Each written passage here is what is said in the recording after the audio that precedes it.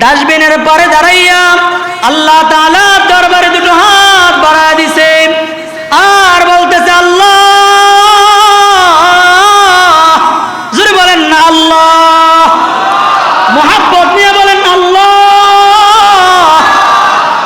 ডাস্টবিনের পরে দাঁড়াইয়া কোরআনটাকে না পাইয়া আল্লাহ তাআলা দরবারে দুটো হাত বাড়াইয়া আল্লাহ তাআলার দরবারে লজ্জিত হইয়া দোয়া করতেছে, আল্লাহ তোমার দরবারে হাত উঠানোর মতো সেই অবস্থা, সেই যোগ্যতা আমার নাই, আমি সব হারাইয়া ফেলছি আল্লাহ। কিন্তু তোমার কোরআনের মহাব্বত আমার ভিতরে এমন বেশি তুমি দিয়েছো। আয় আল্লাহ তাআলা, যেই কোরআনটাকে আমি এখন পড়তে পারি না, যেই কোরআনটাকে তাকে আমি আমার মনের শান্তি লাভ করতাম, আমার স্ত্রী আমার সেই কোরআনটাকে ডাস্টবিনে ফেলে দিল। আয় আল্লাহ, আমি সব কিছু ছেড়েছিলাম না বুঝা, আয় আল্লাহ তাআলা কোরআনটাকে আমাকে দিয়ে দাও। এই কোরআনের মহাব্বতে দুনিয়ার সব কিছু ছাড়তে রাজি, তোমার কোরআনকে আমি আর কোশ্চিনকালেও ছাড়তে পারবো না। এই যুবক যখন নাকি ওই তাক থেকে কোরআনটাকে ব্যাগের ভিতরে ঢুকাইতেছে, তার চোখ দিয়া ঝরঝর করে পানিগুলা টপ টপ করে পড়তেছে, আর মনে মনে চিন্তা করে যে কোরআন না পড়লে আমার কোনোদিন ঘুম হয় নাই, যে কোরআনটা সকালবেলা না পড়লে সারাদিন আমার ভালো যায় নাই, আমার মনের ভিতরে সারাদিন অস্থিরতা লেগে থাকতো। এই কোরআনটাকে আমি কি করব, আমি কিভাবে ব্যাগের ভিতরে ঢুকাবো, যেই কোরআনটা থেকে আমি দিনটাকে দূরে সরে ফেললাম, খ্রিস্টান হয়ে গেলাম, এই কোরআনটাকে আমি আমার ব্যাগের ভিতরে কিভাবে ঢুকাইতেছি। क्या सामान लाया मुसाफिर सफर तेरा है बाईद, क्या सामान लाया मुसाफिर सफर तेरा है बाईद, रंज के दरिया में किश्ती मौज तूफान है मजीद, रंज के दरिया में किश्ती मौज तूफान है मजीद। যুবক এবার তার চোখের পানিগুলা ঝরঝর করে পড়ে, আর কোরআনটাকে হাতের মধ্যে নিয়ে ব্যাগের ভিতরে ঢুকায় ফেলল। নতুন বাসায় ওঠার পরে কোরআনের মহাব্বত সে ছাড়তে পারে না। কোরআনটাকে আবার আগের মাসের মতো এমন একটা স্থানে রাখলো, এখন আর পড়ার সুযোগ নাই। ঘরে যখন চাকরি শেষ করে যখন ঘরের ভিতরে ঢোকে, ঘরের ভিতরে ঢোকার পর দীর্ঘ সময় নিয়ে কোরআনটার দিকে তাকায়া থাকে, কোরআনটা আর সে পড়ার সুযোগ নেই। কারণ কোরআন যদি সে পড়তে চায়, তার ঘরের স্ত্রী তো তার উপর টর্চার শুরু করবে, পরিবারের থেকে টর্চার শুরু হয়ে যাবে। শুধু তাকায়া তাকায়া দেখে, আর যখন নাকি আবার চাকরিতে চলে যায়, আবার কখন তাকায়া তাকায়া দেখে দেখে চলে যায়। চিন্তা করেন মুসলমান, একজন যুবকের অন্তরের ভিতরে কোরআনের কেমন মুহাব্বত। আল্লাহর রাসূল বলেন, খায়রুকুম মান তাআল্লামাল কুরআন ওয়া আল্লামাহু, যে ব্যক্তি কোরআনের সাথে মুহাব্বত, কোরআন শিখবে শিখাবে, আল্লাহ তাআলার কাছে এই সমস্ত বান্দা বান্দিরা দুনিয়ার সব মাখলুকের চাইতে প্রিয় হয়ে যায়। মুসলমান ভাইরা আমার, এই যুবকের মুহাব্বত আল্লাহ তাআলার কোরআনের এত বেশি মুহাব্বত, সে কোরআনের মুহাব্বতটাকে ছুঁড়ে ফেলতে পারে না, পড়ার সুযোগ নাই। সে তাকা তাকা থেকে চাকরিতে যায়, আবার চাকরির থেকে ঘরে আসার পরে তাকা তাকা দেখে সে অন্তর দিয়া কোরআনটাকে এমন মুহাব্বত করে, কোরআনের মুহাব্বত এমন ভাবে ধরে রাখছে। একদিন তাকা দেখতেছে, চাকরির থেকে যখন নাকি সে ঘরের ভিতরে ঢুকলো, ঘরের ভিতরে ঢুকে কোরআনের দিকে তাকায়া থাকবে, হঠাৎ করে দেখে ওই তাকের ভিতরে কোরআনটা নাই। এই জায়গার ভিতরে আর কোরআনটা আর বাকি নাই। এই অবস্থাটা দেখার পর তার কোরআনের মহাব্বতের সেই স্ফুলিঙ্গ তার শরীরের রক্তে মাংসের প্রত্যেকটা জায়গার ভিতরে এমনভাবে উদাও হয়ে গেল যে জায়গার মধ্যে আল্লাহর রাসূল সাল্লাল্লাহু আলাইহি ওয়াসাল্লামের মহব্বত, আল্লাহ তাআলার মহব্বত দাউ দাউ করে তার শরীরের ভিতরে আগুনের মতো জ্বলে উঠছে। এবার রাগান্বিত চেহারা নিয়ে তার মহব্বতের ভিতরে এমন ভাবে দাউ দাউ করে আগুনগুলা জ্বলতেছে। আর ক্ষিপ্ত হয়ে স্ত্রীকে বলতেছে, হ্যাঁ স্ত্রী আমার, বলো এই তাকের ভিতরে যে কোরআনটা ছিল এই কোরআনটা তুমি কি করেছো বলো। এবার স্ত্রী বলতেছে, আমি আমার ঘরটাকে পুরাটা ঘরটাকে ঝাড়ু দিয়েছিলাম, আমার ঘরটাকে পরিষ্কার করলাম। আমি আমার ঘরটাকে যখন পরিষ্কার করতে গেলাম অকেজো যে সমস্ত জিনিসগুলো আছে সবগুলো একত্রিত করলে আমি ডাস্টবিনে ফেলাই দিলাম। বলে কোরআনটা কোন জায়গায় ফেলেছো বলো। বলতেছে সবগুলা ময়লা অমুক ডাস্টবিনে ফেলে দিয়ে আসলাম। কারণ বাংলাদেশের মতো যেখানে যত্র তত্র তো ময়লা ফালানো যায় না আমেরিকায়। কথা কোন ঠিক না ঠিক? বাংলাদেশের ভিতরে মসজিদের ভিতরে ময়লা করে, মাদ্রাসায় ময়লা করে, ঘরের ভিতরে রাস্তাঘাটে ময়লা করার কোনো স্থান কাল কিছুই নাই। কথা কোন ঠিক না ঠিক? কিন্তু আমেরিকার ভিতরে যেখানে সেখানে তো ময়লা করার কোনো সুযোগ আছে? কি মনে করেন? কোনো সুযোগ নাই। এক পর্যায়ে বলতেছে অমুক ডাস্টবিনের ভিতরে আমি কোরআনটাকেও ফেলে আসছি। যুবক তার মনের ভিতরে এমন আশা আক্ষেপ নিয়া ওই ডাস্টবিনের ভিতরে সে চলে গেল। কোরআনের মহাব্বতে সে এই ডাস্টবিনের ভিতরে নেমে কোরআনটাকে এমনভাবে ময়লাগুলো আলাদা আলাদা করে কোরআনটাকে এমন খুঁজতেছে, কোরআন পায় না। এক পর্যায়ে আল্লাহ তাআলার দরবারে হাত উঠায় দিছে, এই যুবক কি এখন মুসলমান না খ্রিস্টান? বলেন না জোরে। খ্রিস্টান যুবক। সাহাবায়ে কেরাম আজ থেকে 1500 বছর আগে ওনারা ছাত্র ছিলেন, অর্থাৎ শিখেছেন। কি করছেন? শিখছেন। তাহলে আল্লাহর রাসূল বলেন যারা শিখে এরাও উত্তম মানুষ। তাহলে আমরা যদি শিখি তাহলে আমরা উত্তম হব না? আমরা উত্তম হব। কোরআনের সাথে যারাই লাগবে এদের দাম আল্লাহ তাআলা বাড়াইয়ে দেয়। যেই লাগবে 20 টাকা গজের একটা কাপড়, এই কাপড়টা মানুষ বর্তমানে ব্যবহারও করে না, কিন্তু কোরআন শরীফের গিলাপ বানায় সবচেয়ে কম দামি জিনিসটা দিয়া, কম দামি কাপড়টা দিয়া। কথা কোন ঠিক নেই? গিলাপটা বানানোর পরে দেখবেন যে এই গিলাপটার দাম হয়ে গেছে। এটা নিচে পড়লে চুমা দেয়, বুকে লাগায়, মুখে লাগায়। অর্থাৎ 20 টাকা দামের একেবারে কম দামি কাপড়টা যখন কোরআনের সাথে লাগছে, অথবা কোরআনের জামা বানাইছে, কোরআনের সাথে লাগার জন্য এটাকে সেলাই করছে অথবা ব্যবস্থা করছে, তখন এই 20 টাকা দামের এই কাপড়টা যে হাজার হাজার কোটি টাকার মালিক তার সামনে পড়ে গেলেও এটা ওকে উঠে চুমা দেয়। তার মানে কোরআনের সাথে যারাই সম্পৃক্ত থাকবে আল্লাহর রাসূল বলেন এরাই দামি হয়ে যাবে।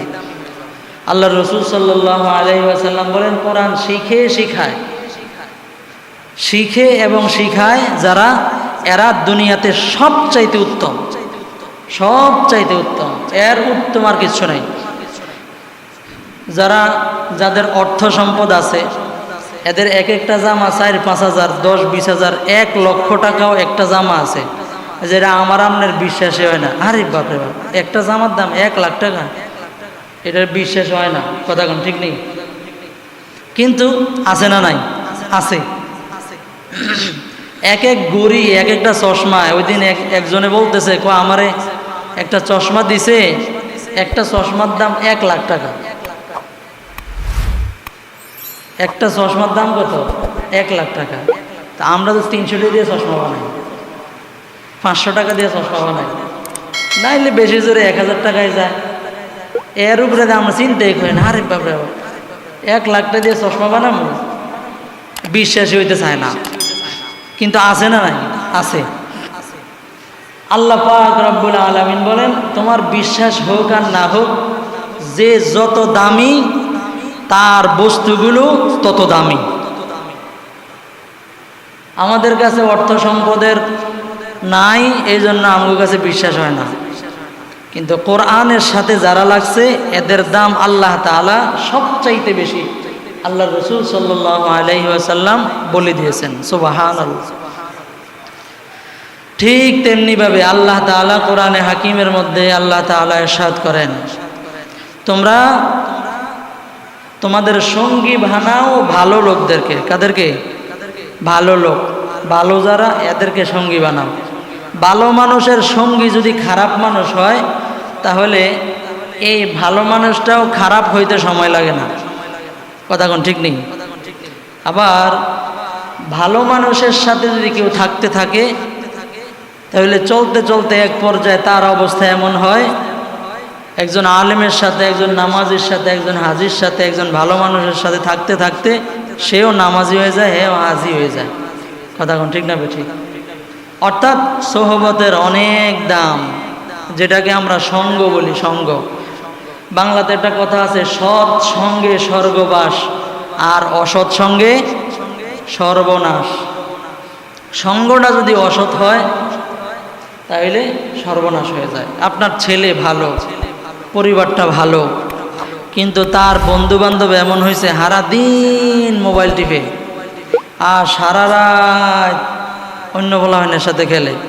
পরিবার ভালো, ভদ্র পরিবার, সব কিছু ভালো, বলেন তো এই ছেলেটাকে আপনার আয়ত্ত রাখা সম্ভব? সম্ভব না, নষ্ট হয়ে যাবে। সৎ সঙ্গে স্বর্গবাস, অসৎ সঙ্গে সর্বনাশ। উদাহরণ দিতে গেলে অনেক লম্বা সময় হবে, উদাহরণটা না সময় নাই, মূল বিষয় চলে যাই। আল্লাহর রাসূল সাল্লাল্লাহু আলাইহি ওয়াসাল্লাম ইরশাদ করেন, কোরআন যারা শিখে, কোরআন যারা শেখায়, এরা হলো সবচাইতে উৎকৃষ্ট মানুষ, উত্তম মানুষ। এদের চাইতে উত্তম মানুষ আর হয় না। আপনারা অনেক উদাহরণ শুনেছেন, জানেন, এই হাদিস অনেক শুনেছেন, জানেন,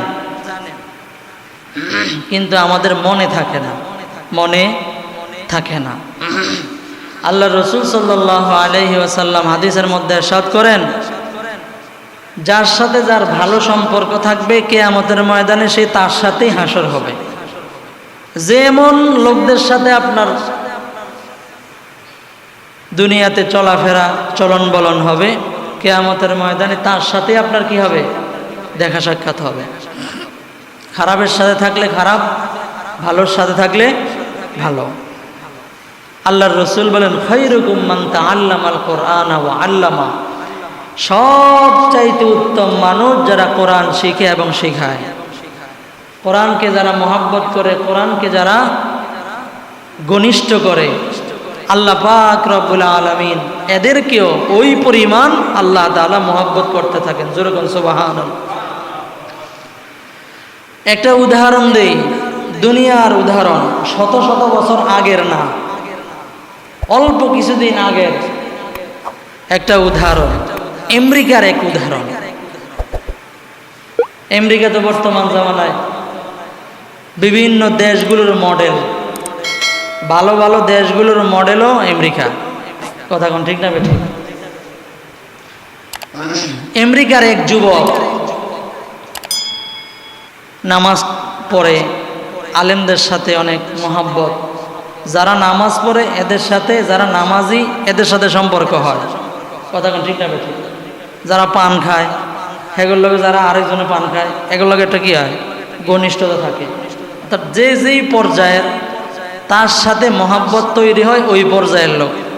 আমি একজন ইমাম, আমি আলেম, আমার সাথে মহব্বত তৈরি হবে কার? একজন আলেমের, আরেকজন ইমামের, আরেকজন মুফতির। কথা কোন ঠিক নেই? আপনি একজন শিক্ষক, আপনার সাথে সাধারণ একজন কৃষকের সম্পর্ক হয় না, আপনার সাথে আরেকজন শিক্ষকের মহব্বত হয়। আপনি একজন কৃষক, আপনার সাথে মহব্বত তৈরি হয় আরেকজন কৃষকের। আপনি একজন চাকরিজীবী, আপনার সাথে মহব্বত তৈরি হয় আরেকজন চাকরিজীবীর। কথা কোন ঠিক নেই? যে কোরআনওয়ালা তার সাথে মহব্বত তৈরি হয় আরেকজন কোরআনওয়ালার।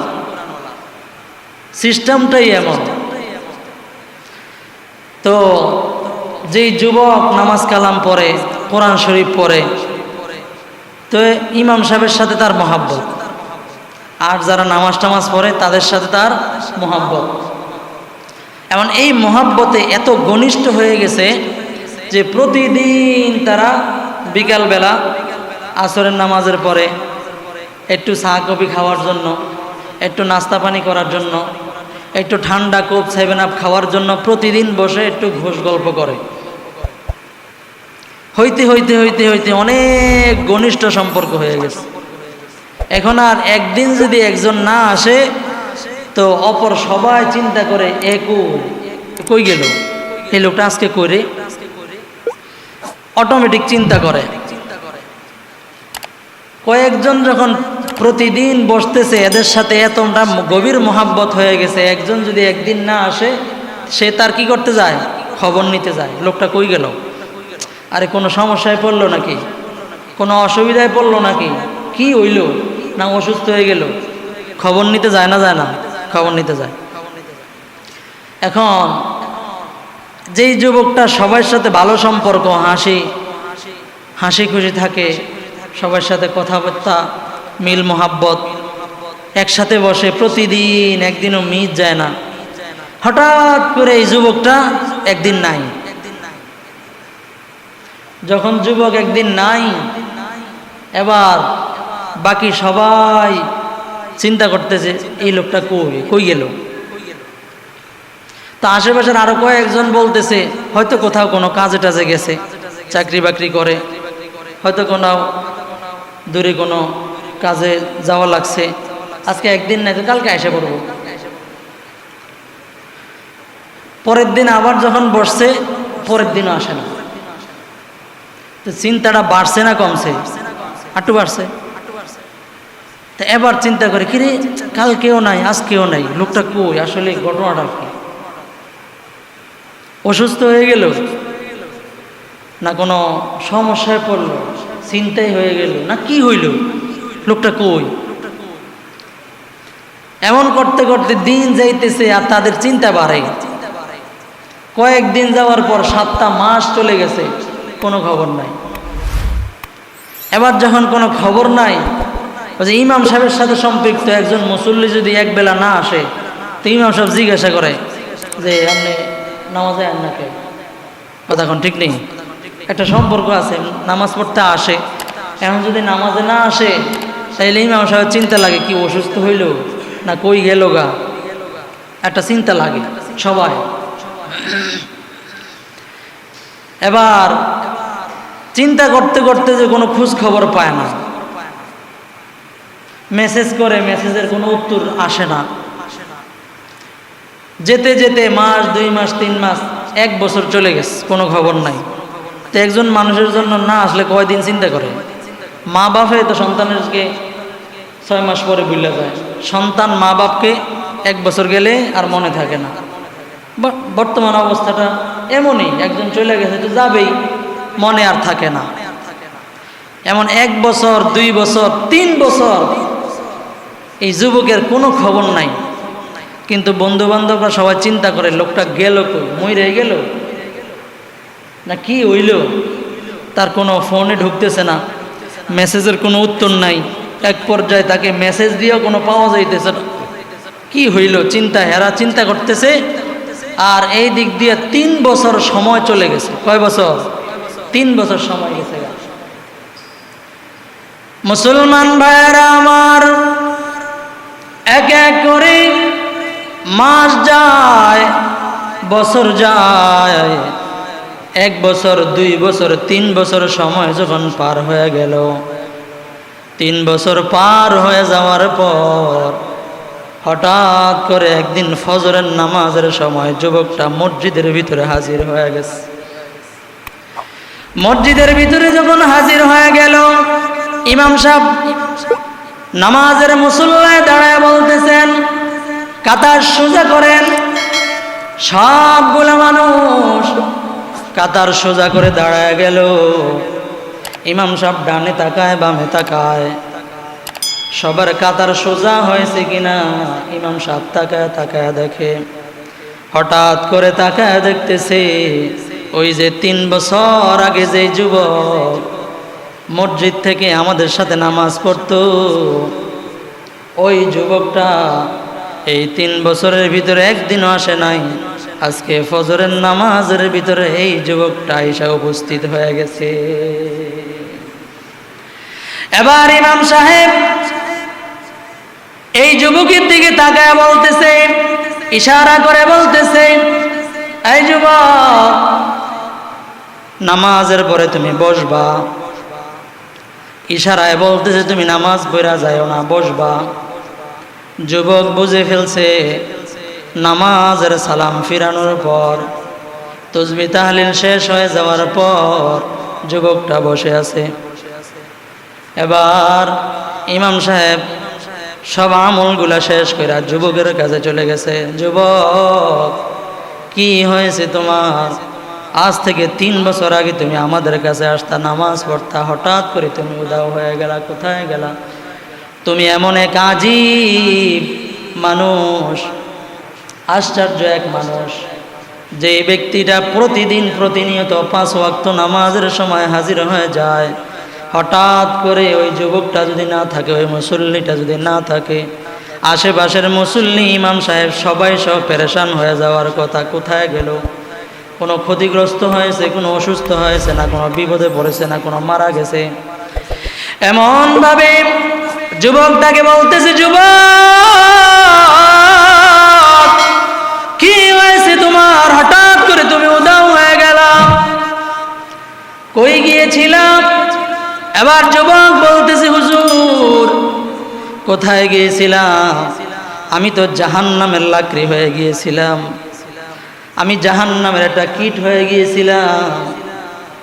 হুজুর বলতেছে, যুবক রে, কি হয়েছে?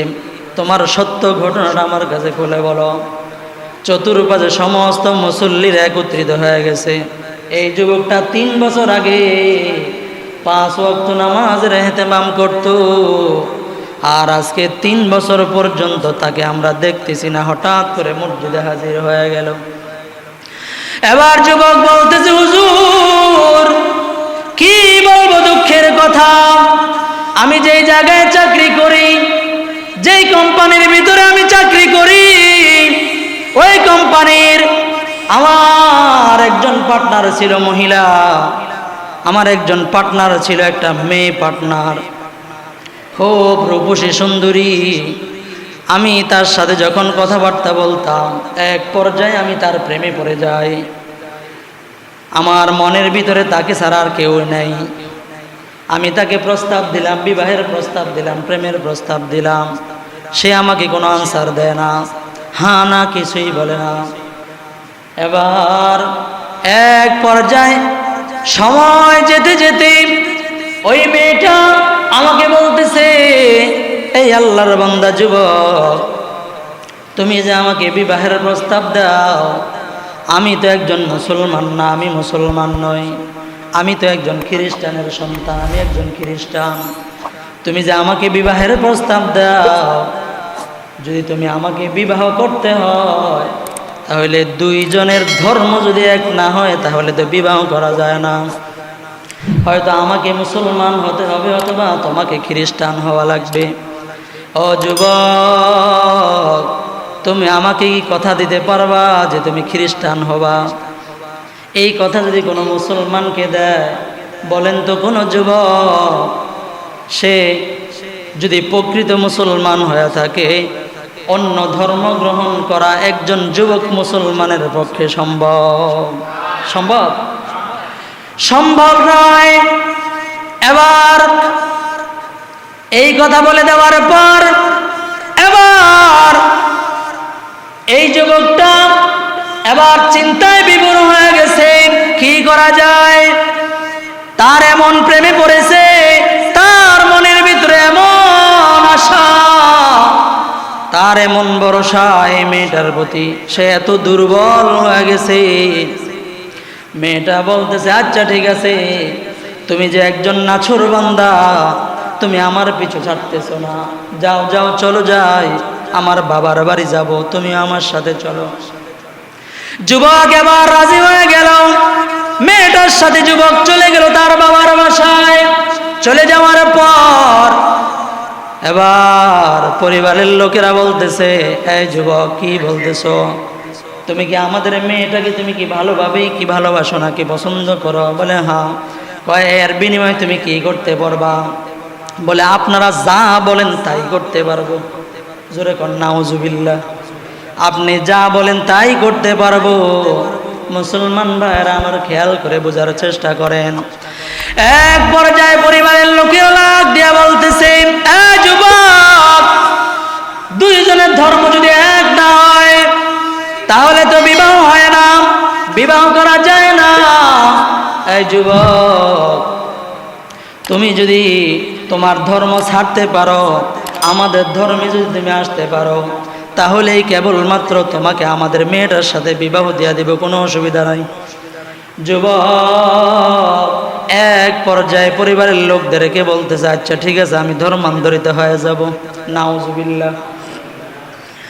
এবার যখন সেই প্রস্তাব মেনে নিল, পরিবারের লোকেরা বলতেছে, মুখে মুখে বললে হবে না, কাগজে কলমে সব কিছু স্বাক্ষরিত হওয়া লাগবে, সব কিছু লিখে দিতে হবে, নাইলে আমরা বিশ্বাস করব না তোমাদের কাছে, আমাদের মেয়েটাকে বিবাহ দিব না। বলে আচ্ছা ঠিক আছে, সে লিখিত দিয়া দিল, সিগনেচার দিয়া দিল। এক পর্যায়ে তারা এটাকে বিশ্বাস করলো। এরপরে পরিবারের লোকেরা যুবককে লক্ষ্য করে বলতেছে, যুবক, শুধু এতটুকুই হবে না, এতটুকুই করলে ক্ষান্ত হব না, তোমার যে মা বাবা আছে এই মা বাবাকেও তোমার ত্যাগ করা লাগবে। মুসলমান ভাইরা আমার, এবার যুবক বলতেছে, যেই কোরআনটাকে আমি সকাল বিকাল বুকে ধারণ করতাম, এই কোরআনকেই যেহেতু আমি যে সেই দিনটাকে আমি ছাড়তে পেরেছি, আমি আমার মা বাবার সাথে তো বছরে একবার, বছর 2-3 বছর পর পর না আমি দেশে যাই, সুতরাং যেই দিনকে আমি ছাড়তে পেরেছি ওই মা বাবাকেও আমি ছেড়ে দিলাম। নাউজুবিল্লাহ, জোরে বলেন না। মুসলমান ভাইয়েরা আমার, এই প্রস্তাব যখন তারা মেনে নিল, এরপরে পরিবারের লোকেরা যুবককে লক্ষ্য করে বলতেছে, যুবক, আরেকটা শর্ত আছে। বলে কি শর্ত বলেন? এবার পরিবারের লোকেরা বলতেছেন, শুধু এতটুকুই হবে না, তোমার যে ফ্রেন্ড সার্কেল আছে, তোমার বন্ধু বান্ধব আছে, তোমার যারা কলিগ আছে, তোমার যে ফোন আছে, তোমার যে সমস্ত নেটের মাধ্যমে বা এই সমস্ত যে সমস্ত ভালো ভালো উন্নত প্রযুক্তি আছে, যেগুলোর মাধ্যমে তোমার সাথে তোমার পরিবারের লোকেরা, তোমার বন্ধু বান্ধব তারা যোগাযোগ করতে পারে, এই সব কিছু তোমাকে পরিবর্তন করা লাগবে। মোবাইলও পরিবর্তন করা লাগবে, সিম, বর্তমানে হোয়াটসঅ্যাপ, ইমো, অর্থাৎ যত ধরনের যোগাযোগ করার মাধ্যম আছে সব পরিবর্তন করা লাগবে। পারবা? যুবক বলতে চাও, পারবো, সব পারছি, আর এটা পারতে সমস্যা কি? যুবক এক পর্যায়ে বলতেছে, সব কিছু আমি ছেড়ে দিলাম, আমি আমার সিম কার্ড পরিবর্তন করলাম, আমার যত নেটের মাধ্যমে যোগাযোগের মাধ্যম আছে সব কিছু আমি পরিবর্তন করে দিলাম। এক পর্যায়ে সব কিছু যখন তাদের মনোভূত হয়ে গেল, এরপরে ওই খ্রিস্টান মেয়েটাকে আমার সাথে বিবাহ দিয়া দিল। কি করছে? বিবাহ দিয়ে দিস। বিবাহ দিয়ে দেওয়ার পর এরপরে পরিবারের পক্ষ থেকে তাকে আরেকটা প্রস্তাব, আরেকটা শর্ত দিয়ে দিল, এই যুবক, তুমি যেই চাকরি করতা, যেই এলাকায় থাকতা, যেই মহল্লায় থাকতা, এই মহল্লায় তোমার যাওয়া যাবে না, কারণ এই মহল্লার ঘনিষ্ঠ লোক, পরিচিত লোক, বন্ধু বান্ধব যারা আছে, এদের সাথে তোমার যদি আবার যোগাযোগ শুরু হয়ে যায়, যে কোনো সময় তুমি মুসলমান হয়ে যাবে, এমন কি ধারণা আছে যে আমাদের মেয়েটাকে হয়তো তুমি মুসলমান, ঠিক না? এটা যখন বললো, কাছে ঠিক আছে, আমি এটাও মানিয়ে নিলাম। সে এই এলাকা ছেড়ে, মহল্লা ছেড়ে অন্য শহরে চলে গেল, অন্য জায়গায় বাসা নিল, থাকতেছে, চলতেছে, চাকরি করতেছে, একসাথে চলতেছে।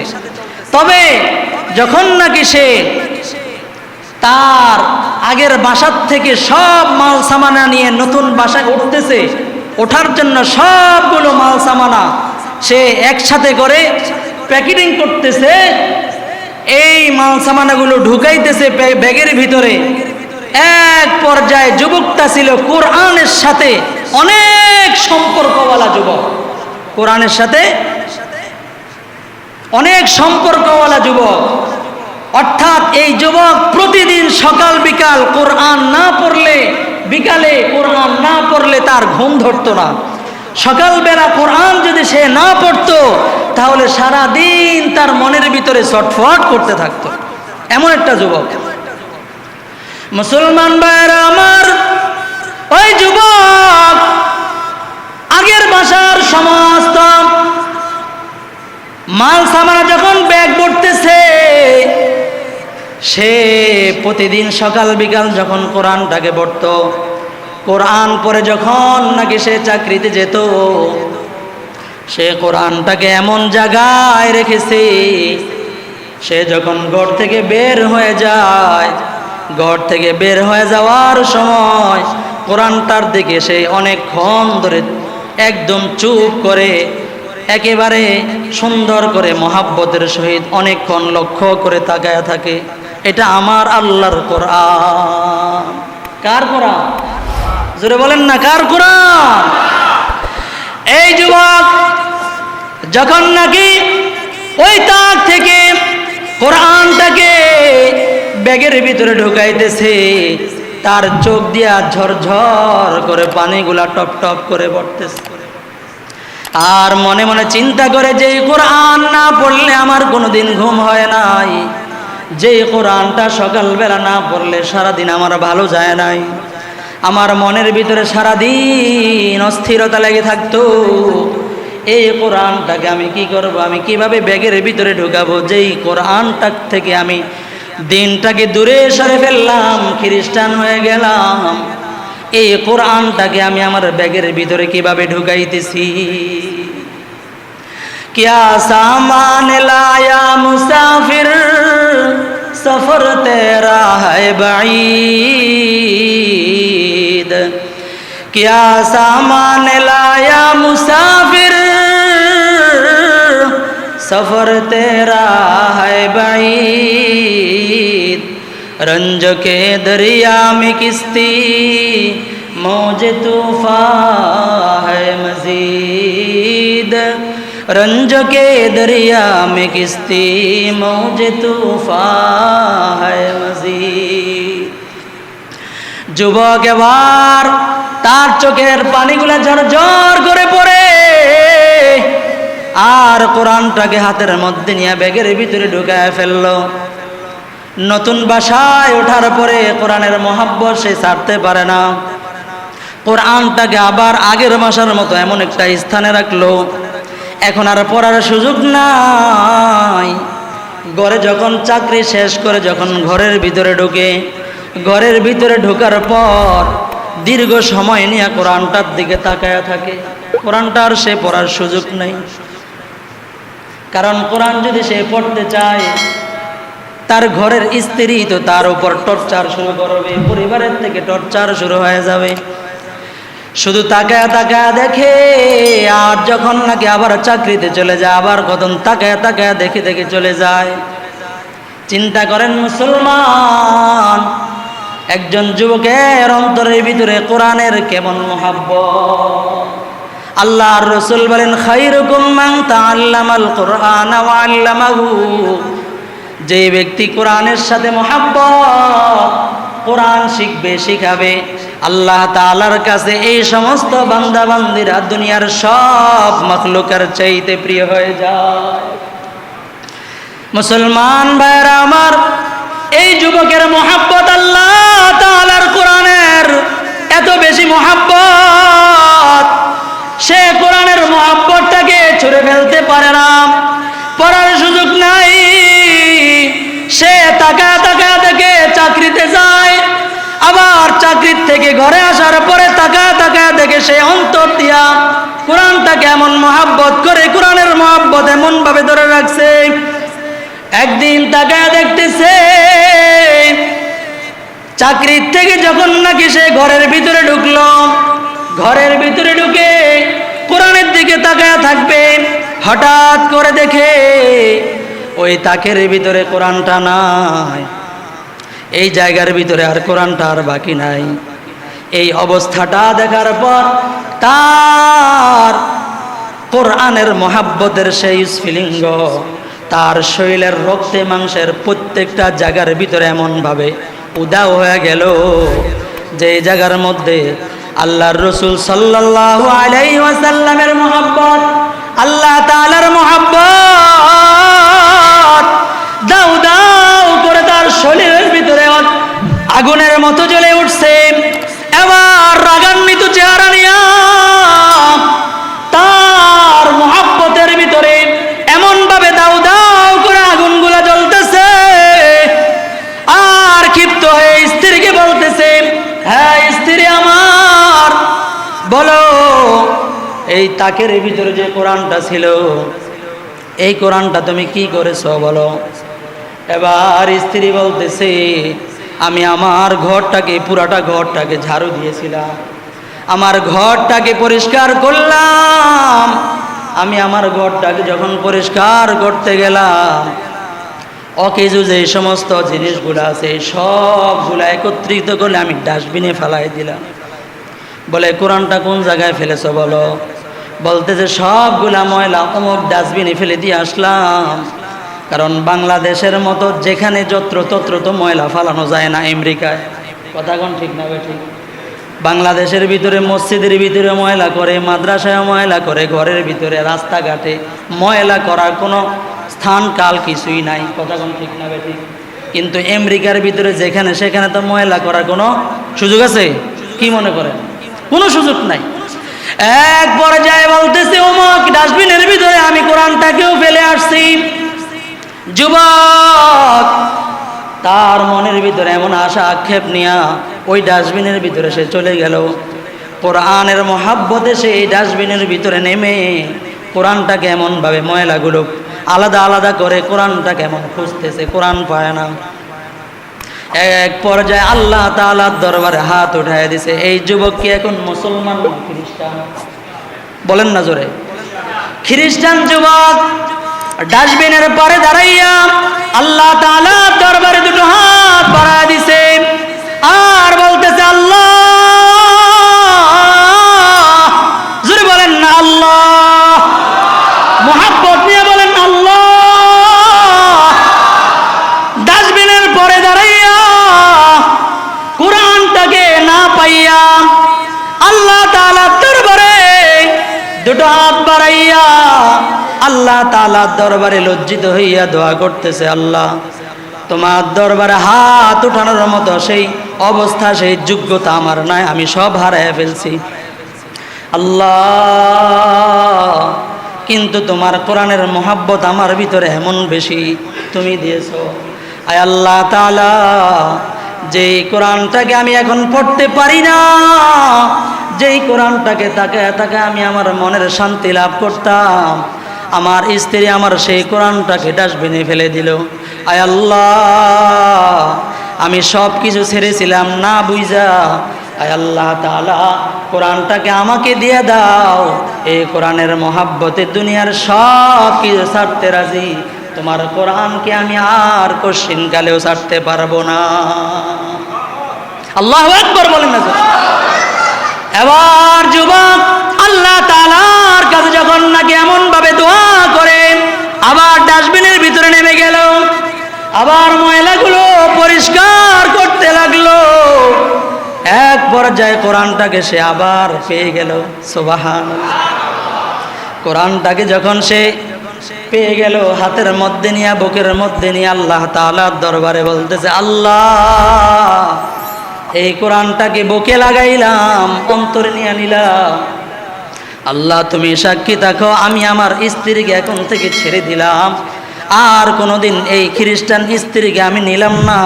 তোমার কোরআনটাকে আমি আমার অন্তরে মরণ পর্যন্ত গ্রহণ করে নিলাম। আল্লাহু আকবার। মুসলমান ভাইয়েরা, আমার কোরআনটাকে অন্তরের মধ্যে নিয়ে, বুকের মধ্যে নিয়ে বাড়িতে চলে যায়। বাড়িতে গিয়া স্ত্রীকে লক্ষ্য করে বলতেছে, তার চেহারার অবস্থা তো এখন ভিন্ন রকম।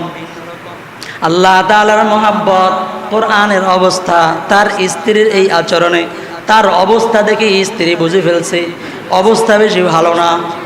স্ত্রী বলতেছে, স্বামী আমার কি হয়েছে তোমার বলো। বলতে, তুই আমার এই কোরআনটাকে কি করলি, ডাস্টবিনের ভিতরে কেন ফেললি? স্ত্রী বলতেছে, স্বামী আমার তুমি কোরআনের মহাব্বত তোমার ভিতরে যদি এতই বেশি থাকে, তাহলে তুমি কিসের খ্রিস্টান হয়েছ? তুমি তো সেই মুসলমানই রয়ে গেলা। এবার স্বামী বলতেছে, এই স্ত্রী, তোকে আমি এখন তালাক দিয়ে দিলাম, তোর সাথে আমার সম্পর্ক বিচ্ছিন্ন। এই কোরআনের একটা মহাব্বতের কারণে কোরআনটাকে নিয়ে আগের মসজিদের ফজরের নামাজের মধ্যে যায় উপস্থিত হয়ে গেছে। এবার ইমাম সাহেবকে বলতেছে, হুজুর আমি গত 2 দিন আগে ওই এলাকার থেকে কোরআনটাকে বকে নিয়ে আমি আসতেছিলাম, হাঁটতে হাঁটতে আসলাম। আস্তে আস্তে আজকে 2 দিন যাবত আমি হাঁটতেছি, আয়সা দেখতেছি মুয়াজ্জিন ফজরের নামাজের আজান দিতেছে। ফজরের নামাজের, আজকে তো আমরা ফজরের নামাজের আজান হয় খেলা দেখে শেষ করে আমরা ঘুমাইতে গেলাম, ফজরের নামাজটা পড়ার মতো সুযোগ যুবকদের হয় নাই। কথা কোন ঠিক না বেটি? যুবকদের ফজরের নামাজটা, অনেক মুসলমানের ফজরের নামাজটা হয় নাই। দেখেন যুবকটা 2 দিন ধরে হাঁটতে হাঁটতে কোরআন বকে নিয়ে মসজিদের মধ্যে হাজির। বলতেছেন, হুজুর আমাকে আবার একটু তওবা পড়ায়া দেন, আমার এমন এমন ঘটনা হয়ে গেল, আল্লাহ তাআলার কাছে তওবা করি আমি আমার দুনিয়ার সব কিছু ছাড়লাম, আমি আমার কোরআনটা বুকের মধ্যে নিয়ে, অন্তরের মধ্যে নিয়ে মরণ পর্যন্ত এই কোরআনের সাথে আমি থাকবার চাই। আল্লাহু আকবার। আল্লাহ তাআলা বলেন, কোরআনের সাথে যদি এমন মহাব্বত তৈরি করতে পারেন, তাহলে আল্লাহ পাক রব্বুল আলামিনও আপনাকে এমন মহাব্বত করবেন, যদি হেদায়েতের থেকে চ্যুত হয়ে যান এরপরেও আল্লাহ পাক রব্বুল আলামিন হতে পারে এই মহাব্বতের কারণে আল্লাহ তাআলা আপনার জিন্দেগির মোড়কে ঘুরে জাহান্নাম থেকে বাঁচিয়ে আল্লাহ তাআলা আপনাকে জান্নাতি বানিয়ে দেবেন। আল্লাহ পাক রব্বুল আলামিন বলেন, এই জন্য ভালো মানুষের সোহবত গ্রহণ করো। কার সোহবত গ্রহণ করো? ভালো মানুষের সোহবত গ্রহণ করো, ভালো মানুষের সঙ্গী হও। মেরে মহতারাম দোস্ত, যেই কথাটা বলতেছিলাম, আজকে দেখেন সুন্দর এবং ভালো মানুষের সাথে, ভালো জিনিসের সাথে, আমলের সাথে সম্পৃক্ত হওয়ার কারণে আল্লাহ পাক রব্বুল আলামিন একটা তার হেদায়েতের রাস্তা ইচ্যুত হয়ে যাওয়ার পরে, হেদায়েত থেকে বেরিয়ে যাওয়ার পরেও স্বয়ং আল্লাহ পাক রব্বুল আলামিন তার মোড়কে ঘুরায় দিয়েছেন। আমরাও আল্লাহ তাআলার সাথে, কোরআনের সাথে, ইসলামের সাথে এমন মহাব্বত রাখবো তো ইনশাআল্লাহ। আল্লাহ পাক রব্বুল আলামিন এমন মহাব্বত রেখে ইসলামের সবগুলা হুকুম আমাদের সকলকে মানার তৌফিক দান করেন, বলেন আমিন।